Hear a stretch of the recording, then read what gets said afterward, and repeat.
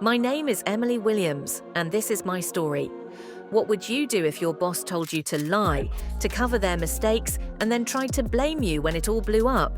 Well, my boss made that mistake with me. She thought I'd just roll over and take the fall, but instead, I let her dig her own grave. And when the truth came out, she was the one sinking, not me.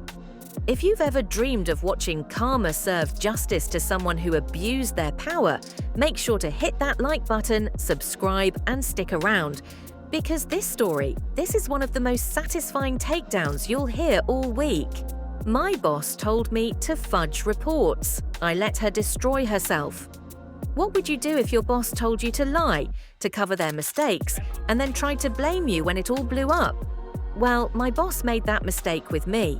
She thought I'd just roll over and take the fall, but instead, I let her dig her own grave. And when the truth came out, she was the one sinking, not me. If you've ever dreamed of watching karma serve justice to someone who abused their power, make sure to hit that like button, subscribe, and stick around. Because this is one of the most satisfying takedowns you'll hear all week. Alright, so let me set the stage. I work at a mid-sized company, not a flashy startup, not a giant corporate behemoth. Just one of those middle-of-the-road firms where everyone knows everyone's face and reputation is currency. My job? Preparing internal reports, financial breakdowns, performance metrics, basically the numbers that get passed up to senior leadership. Now, here's the thing, I actually like my job. I take pride in being accurate, thorough, and honest. Numbers don't lie, right? But people do. And that's where my boss comes in. Let's call her Linda. Picture this, late 40s, sharp suits, always with this air of superiority. On the surface, she pretended to be the kind of boss who supports her team. But underneath, she was manipulative, always scheming, always looking for shortcuts to make herself look good, even if it meant stepping on the rest of us. The company had been putting a lot of pressure on our department. Deadlines were tight, leadership wanted growth, and Linda, well, she had been over-promising, big time. She had painted this rosy picture of performance to her bosses, numbers she could never actually deliver. And that's when she came to me. It was a Tuesday afternoon.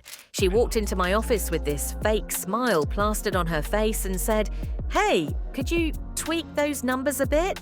Just smooth them out so it looks like we're hitting targets." Nothing major. Her tone was casual, like she was asking me to water her plants while she was out of town. But I knew what she meant. Falsify the report. I felt my stomach drop. My palms went sweaty. Because here's the truth. If I went along with it and someone caught on, I'd be the one holding the bag, not her, me. I forced a smile and said, "Sure, I'll take care of it." But inside, my brain was on fire. Because here's the thing about people like Linda. They think they're smarter than everyone else. They think the people under them are pawns, too scared or too weak to fight back. But me? I wasn't about to go down with her sinking ship. So I came up with a plan. I finished the report accurately, every number checked, every timestamp saved. And when I submitted it, I CC'd her on the email. Everything was above board, documented, transparent. And privately, I created a neat little folder on my desktop. Inside it, I saved every email, every message, every shred of evidence that proved she had tried to nudge me into cooking the books.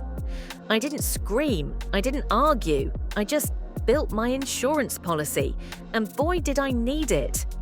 Because a week later, leadership noticed something. The numbers in my report didn't match the projections Linda had been boasting about in meetings. I got an email asking me to join a clarification meeting. My heart pounded as I walked in. Senior managers were there, Linda was there, and the energy in the room, tense. One of the directors leaned forward and asked, "So why are these numbers different from what we were led to believe?" Before I could open my mouth, Linda jumped in. Her voice was syrupy sweet, but dripping with venom. "Well, I think there may have been a misunderstanding."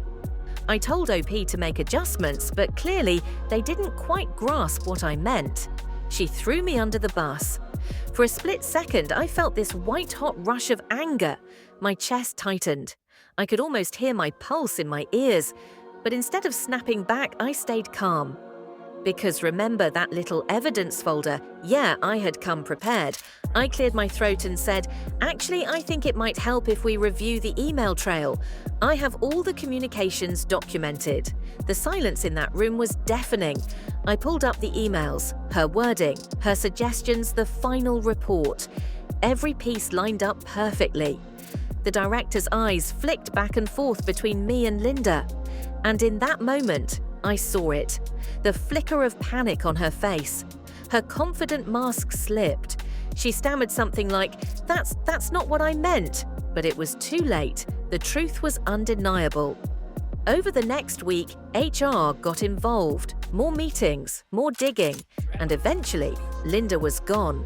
Officially, they said she resigned, but everyone knew the truth. She had been forced out. And me? I didn't gloat. I didn't brag. I just kept doing my job, quietly satisfied that justice had played out. Because in the end, I didn't have to destroy her. She did that all by herself. All I did was make sure the truth came to light. When the announcement came through email, Linda has decided to pursue other opportunities, I just sat at my desk and let out the breath I'd been holding. I pictured her cleaning out her office, that look of superiority wiped clean from her face. And I felt this deep, quiet satisfaction. It wasn't loud, it wasn't dramatic, but it was justice. Sweet, undeniable justice. If there's one thing I learned, it's this. Sometimes the best revenge isn't about yelling or fighting back. It's about staying calm, keeping receipts, and letting the truth do the work for you. Because in the end, lies can only carry someone so far before they trip over them. So what do you think? Was this the ultimate way to handle a shady boss, or would you have gone even further? Drop your thoughts in the comments. And if this story gave you chills, hit that like button, subscribe, and stick around for more of the most satisfying revenge stories on the internet.